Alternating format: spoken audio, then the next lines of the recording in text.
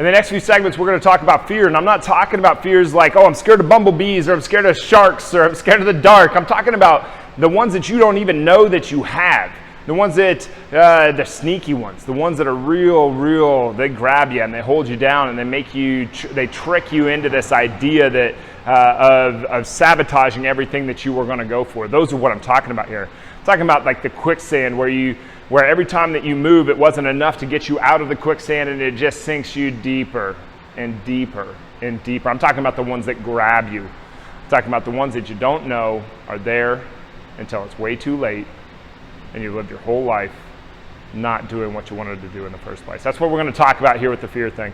Right? These aren't about tangible things. These are about deep subconscious things that we don't even know are there, that we got to dig at, that we got to really become conscious of. So before I even start into this, I want you to take a step back and be ready to get extremely objective and get extremely real with you so that you can look at these. Because you know as well as I do, someone points something out to you that you didn't want to hear, even though it might be accurate, man, you fight that thing hard. You fight it with everything that you have, even though you know that it's real and that you're doing it and that it's sabotaging you and it's tearing apart your relationships, it's tearing apart your health, it's tearing apart your ability to go out and make money, to provide for your family, it's tearing apart everything that you do, and it's consuming your time. The time that you have in your life, the time that you have in your day, the energy that you have, the focus that you're putting into it, into that time, is what I mean, the focus that you're putting into that time, it's going to steal all this stuff away from you.